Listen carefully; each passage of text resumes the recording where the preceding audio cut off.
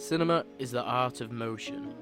But when people talk about the craft of movies, of motion pictures, why is the focus always upon the pictures and not the motion? Perhaps it is because we associate pictures with art and view motion as cinema's novelty, the thing that distinguishes it from painting, sculpture, literature.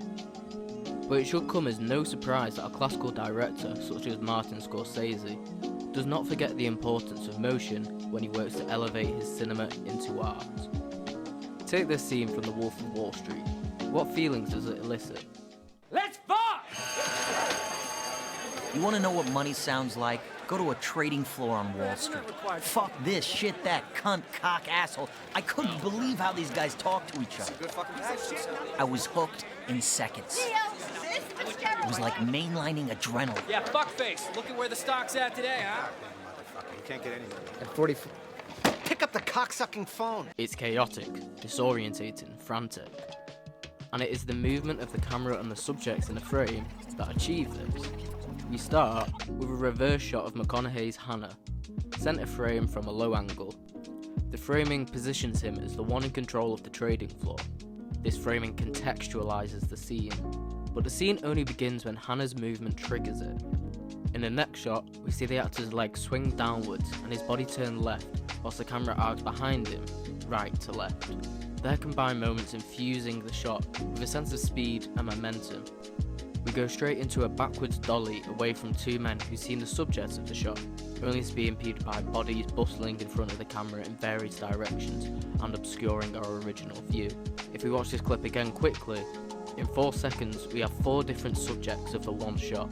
The background continues to fly past in this wide close-up of DiCaprio as the camera pans in one direction and dollies in the other. Now the foreground is blurred until the camera moves with a coffee cup in the background and quickly focuses on the blurred telephone. Now the camera dollies left as multiple subjects move right and simultaneously consume the frame, whilst a quick zoom here only exacerbates the speed of the guy dialing. And finally, we have the camera move backwards, as if being kicked by Stephen Kunken's character, and so we, like DiCaprio, are kicked into action. Pretty intense, right? But how could Scorsese make the same environment, engaging in the same activity, feel completely different? Like this. The thing I know about in this world is airlines. And Kushan Airlines is the future of airlines. Get in now. My name is Nikki Koskov, Chester Ming, and I'm a senior vice president with Stratton Oakmont. Judy, I am so sorry for your loss. When did he pass? Just say I'm wrong, right? The stock goes down a couple points. In the words of my grandfather, God rest his soul, a shit ton of money. That's It's not like getting in on necessary. fucking sunlight before there was fucking sunlight, you understand?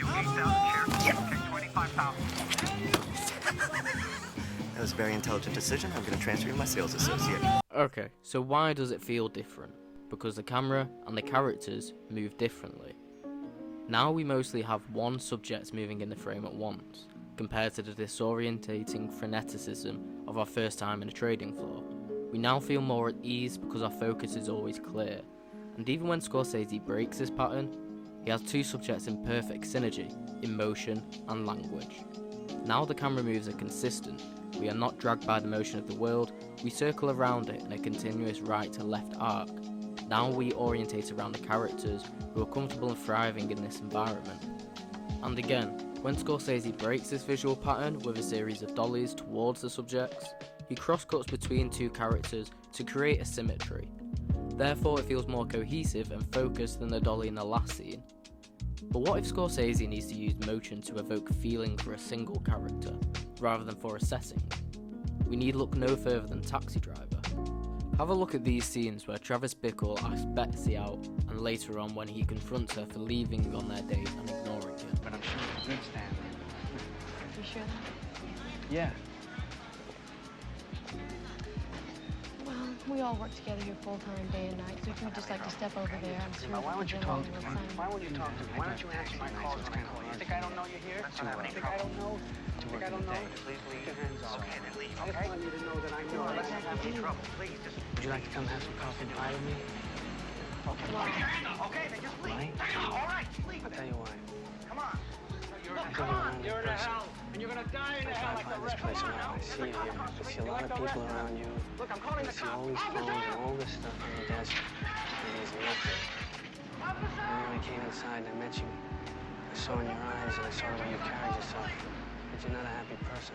I realize now And I how think you much need she's something. just like the others. And if you want to call it a friend, you can. The performances alone make it pretty obvious which scene is which, but let's rewind and see how the camera and the movement display the change in Travis's character.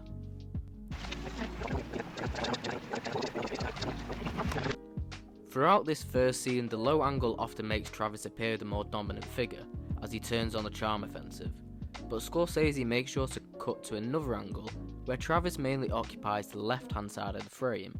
Whilst this makes sense as Betsy is able to occupy the right side, it also paints him on the periphery, an intruder, whilst Tom goes in and out to occupy the centre frame, reminding us of Travis's obstacle. Meanwhile, the movement in the background of the frame contrasts with Travis's stillness, again reminding us that he is an outsider. But how does that compare to the later scene? This scene is about the change that has occurred in Travis, is when he propels into more drastic action. So how does Scorsese depict this new momentum? He doesn't cut. There is a clear linear geography and desire for the scene. Travis wants to get to and talk to Betsy. So Scorsese keeps De Niro in the centre frame, as visual as possible. The background and other characters play a much smaller part than the previous scene and in the Wolf of Wall Street scenes. Here, Travis Bickle is the action. Where he moves, the camera moves, accentuating his momentum physically and emotionally. The only time he leaves the centre frame is when Tom tries to pull him out of it. The struggle we saw in the background of the previous scene has boiled into the centre frame of this scene. And even when he is forced out of the building, and we cut to a new location, Scorsese retains his framing. The momentum remains. Travis is stuck on his new path, and the change in his trajectory is foretold here. Scorsese is a master of his craft, and an advocate of the classical motion picture. And he realises that the art form cannot thrive without both its core elements. So next time you watch a film, and are in awe of its beauty, don't forget the way that it dances. Cinema is the art of motion.